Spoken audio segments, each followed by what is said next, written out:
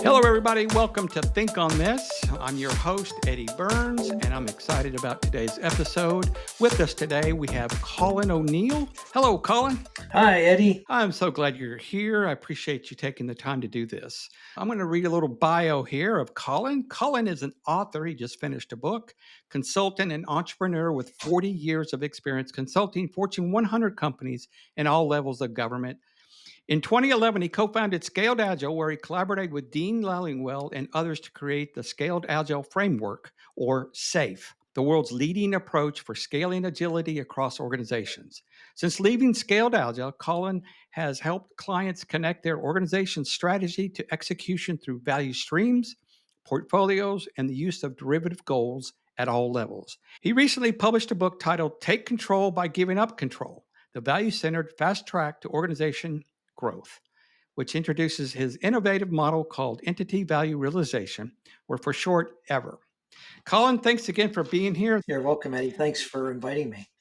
What do you see as the top challenges or problems for your typical company these days? Sure. So the problems that I've seen and experienced over the last 40 years are basically strategy is disconnected from execution. And what that means is that the people at the top have some vision or some goals in mind. They have something in mind that they want to accomplish, whether it's positioning their company in some way, shape, or form, whether it's market share, whether it's who knows what.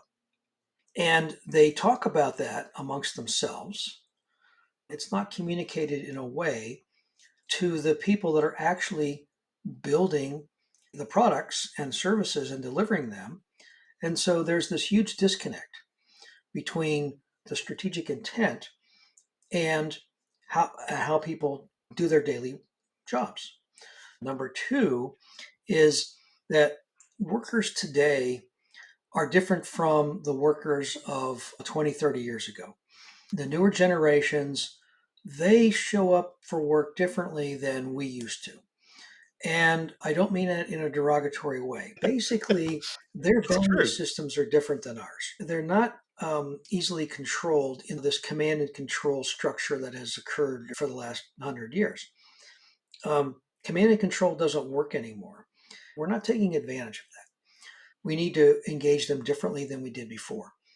And the way we do that is not by controlling them, but by enabling them, by giving them specific guidelines and helping them understand what the goals and strategies are, which I'll explain a little bit later. Okay. And then within those guidelines, let them go. Let them go innovate. Let them go improve the products and services that are being delivered.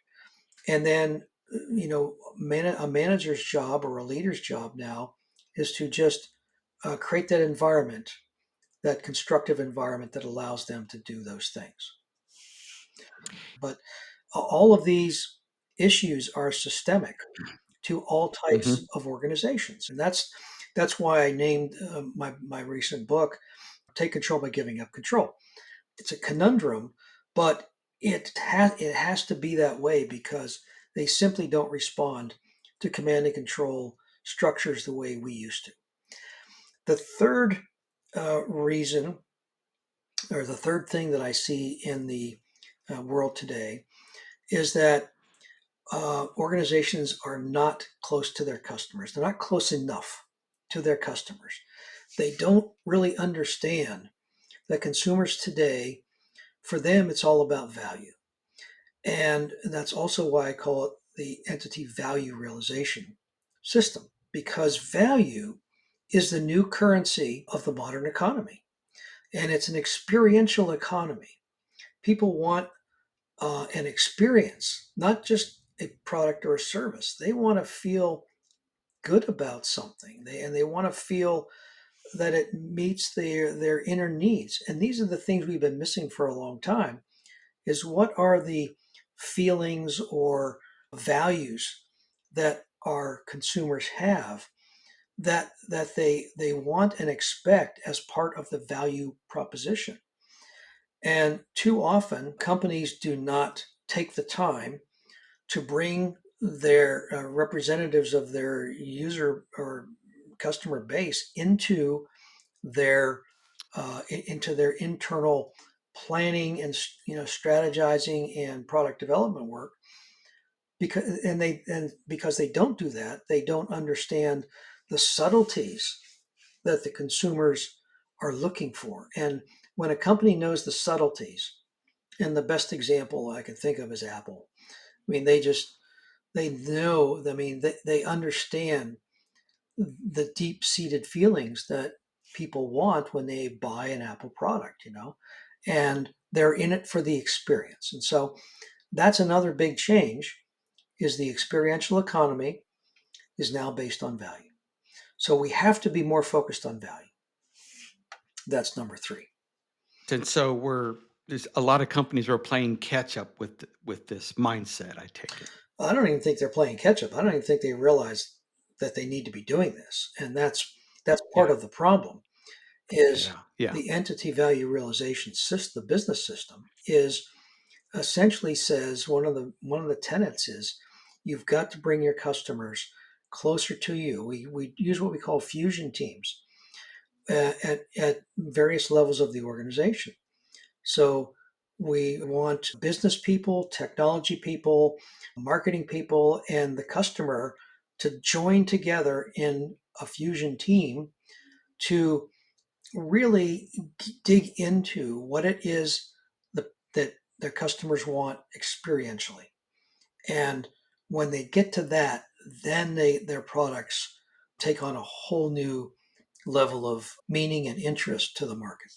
So that kind of, I think, will lead us into the next question, the goal strategy outcomes or GSOs. Mhm. So GSOs are things that essentially are communicated down the organization. Now but it's not forced on the organizations below.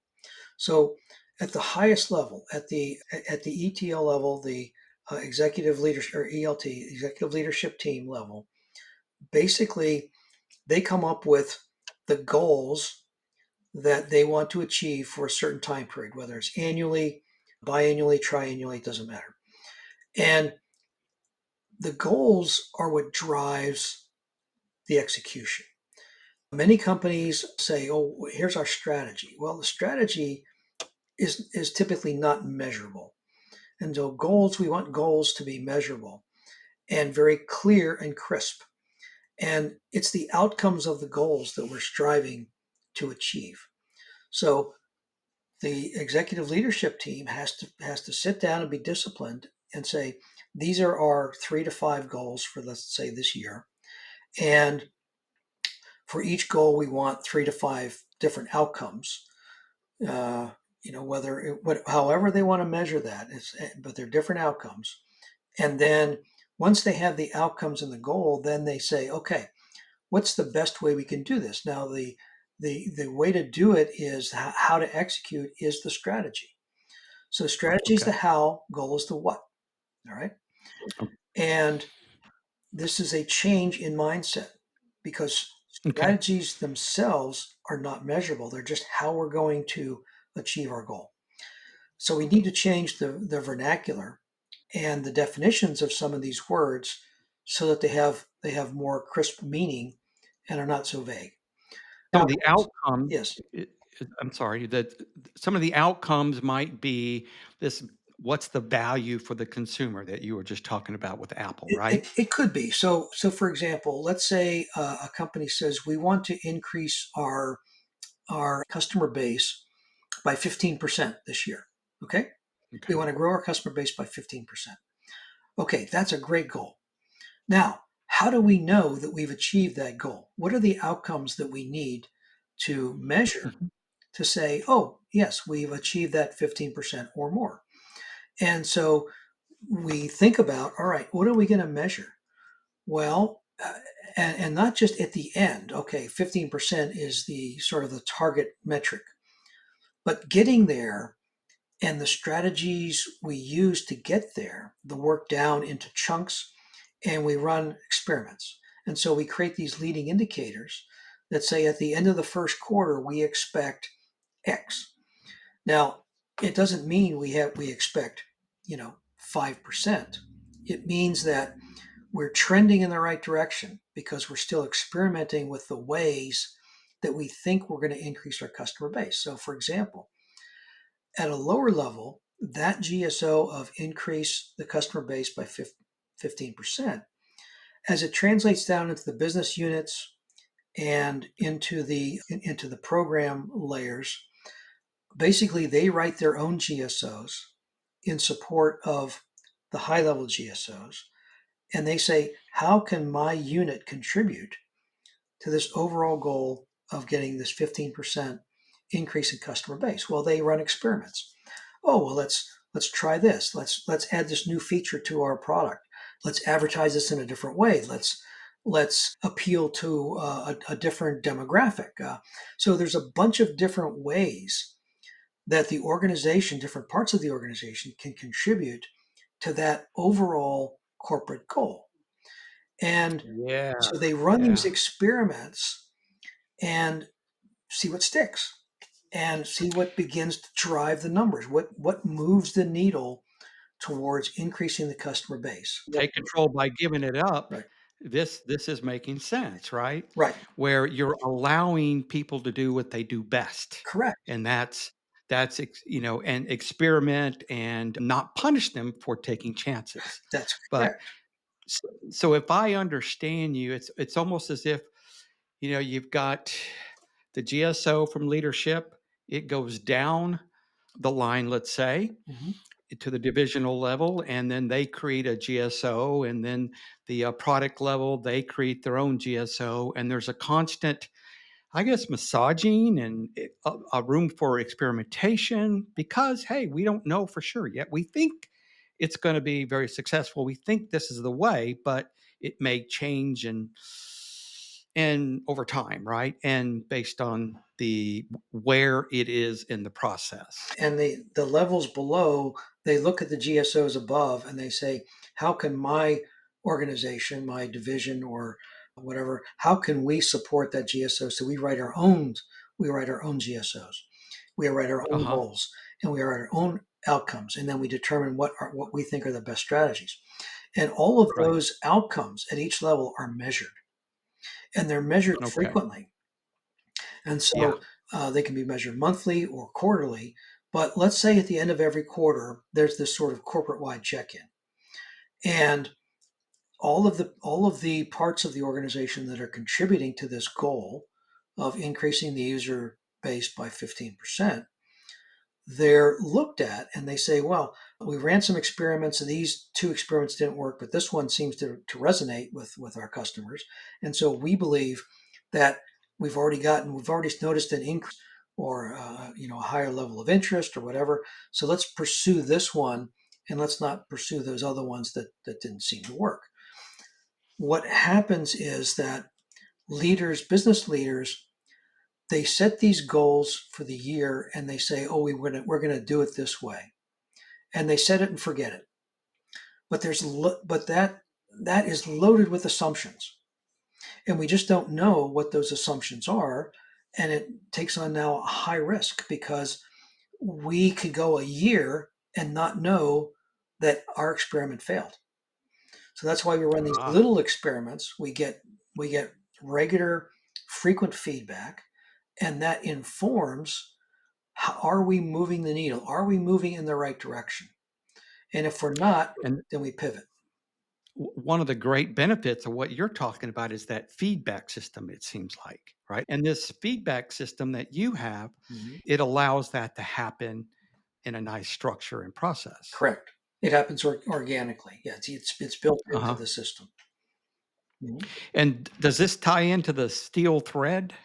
Yes. So the GSO steel thread is basically saying that the GSOs that are written at the executive level are basically published to the business units. The business units look at those and say, how can we contribute to those? And they write their own GSOs, but everything's tied. You can link it, right? So the GSOs written at the business unit level are directly tied to and in support of the corporate GSOs. And At the divisional level in the business unit, their GSOs are tied to the business unit. So it's all linked together, and we can roll this data up as we collect the metrics at each level. It rolls up and it says, are we moving the needle on these higher level outcomes? I did read your book. I loved your book. So anybody out there that hasn't read it, you can find it on Amazon. It's Take Control by Giving Up Control. And you can also connect with Colin on LinkedIn. That's Colin O'Neill. And you can find, can you find a link to your book on Amazon on your LinkedIn page? I believe so. Well, first of all, let me just say that it's an ebook and it costs less than $10. Correct. And the other thing about the book is it's basically how to implement the system. It's not just theory. It's basically here's what you do. Here's step by step. Takes you through the Hmm. process. These are the things you need to do, and this is how they interrelate. So it's very implementable. And then tell me about your partnership with a software company together. Yes. So we're working with a couple of software tool vendors that basically allow companies to track all of this stuff, as we talked about in the steel thread, the linkages between the various levels, and then capturing the data and rolling that up to determine are we actually, on track to meet our outcomes or not, because we need the data, right? This is a data driven system. And so we set up the metrics that we need based on the outcomes that we desire. We capture those metrics and then we report them up the chain. And up the chain needs to recognize that we're running experiments, and so some of these things are not gonna work. But that's good because it tells us what you know. It makes us smarter because we say, okay, this didn't work. We thought it was going to work, but it didn't. So let's try this other thing, which was our second choice, and see if that's going to move the needle. So the tooling is essentially going to capture it does capture all of this data and then make it consumable at higher levels of the organization so leaders can have their finger on the pulse without micromanaging. It's Remember, so I said four. So the first one right. was strategy disconnected from execution. The second was people don't work the way we used to work. They don't respond to control like we used to. And the third was getting the customers closer to us so we understand the subtleties of the experience they desire. And the Mhm. fourth is this massive technological change that has basically completely rewritten business and government and the whole landscape with artificial intelligence, all these advanced technologies. Basically, they're there to enable workers and organizations, all entities, to really step up their game and do much more with what they already have. And basically, the technologies that are available are almost all interconnecting technologies.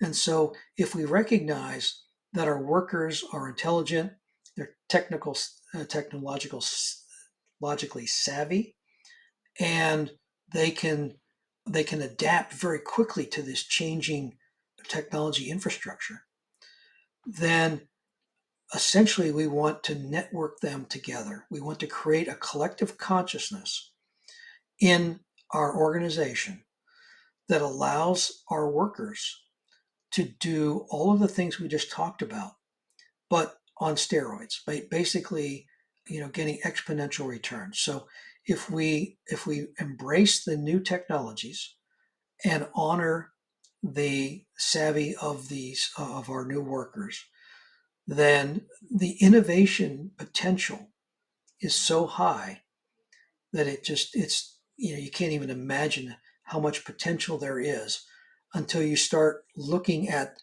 how these technologies interconnect people. And so essentially it's like an exponential growth in terms of innovation and creativity. Yeah, and of course, when quantum computers get into the mainstream, it'll do in flashes what any huge the largest computer today can do Right. in days or weeks or months. It's amazing. That's exactly right. Yeah, And so all of this is either here or it's coming or it's it's very near.